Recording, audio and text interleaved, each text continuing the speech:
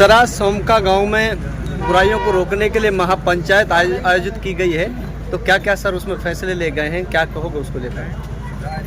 देखो, सामाजिक बुराई को रोकने के लिए जो फैसले लिए गए हैं, मीडिया के तमाम साथी वहाँ मौजूद थे। जिस तरह से बातें हुई, दहेज को लेकर बातें हुई और साइबर क्राइम को लेकर बातें हुई, पुलिस की जो प्रशासन की जो जिस तरह की का गुंडागिर्दी चल रही है, मैं तो उसे गुंडागिर्दी कहूँगा, उन तमाम चीज़ों पे बात हुई है, फैसले लिए गए हैं और पूरी आवाम ने एक मत होकर उन फैसलों पर सहमति जताई है कि हम उन पर मिलजुल कर काम करेंगे। तो प्रशासनिक लोग हैं, उनको कह रहा हूँ, प्रशासनिक लोग इस पूरे धंधे में लिप्त हैं 100 के 100%। एक आदमी जो साइबर क्राइम कर रहा है वो उतना ही गुनाहगार है, उसके साथ साथ जो पुलिस वाला 5 लाख की 2 लाख की रिश्वत लेकर उसको छोड़ देता है वो बराबर का गुनाहगार है। तो साइबर क्राइम करने वाले से भी ज़्यादा बड़ा गुनाहगार है। जिस आदमी को प्रशासन को इस काम के लिए लगाया गया था कि इन चीज़ों पे नकेल कसे, वो पैसे लेकर रिश्वत लेकर ऐसे लोगों को छोड़ देते हैं, तब आज साइबर क्राइम करने वाले की तो सब तरह बातें हैं, लेकिन जो पुलिस प्रशासन में भ्रष्टाचार है उसकी कोई बात नहीं कर रहा।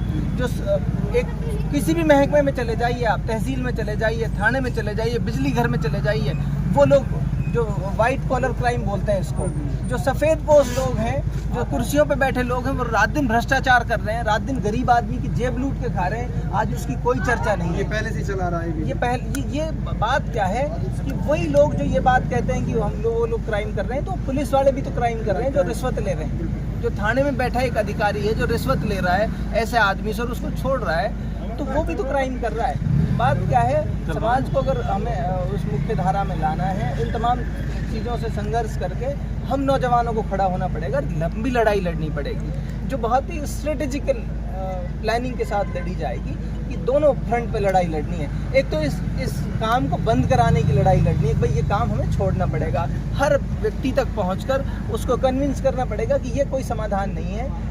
दूसरा, उसके साथ साथ हमें उन्हें रोजगार के उचित संसाधन मुहैया कराने पड़ेंगे, उनको काम मुहैया कराना पड़ेगा, तो वो दोनों फ्रंट पे काम होगा, तब जाके इस समस्या से निपट पाएंगे।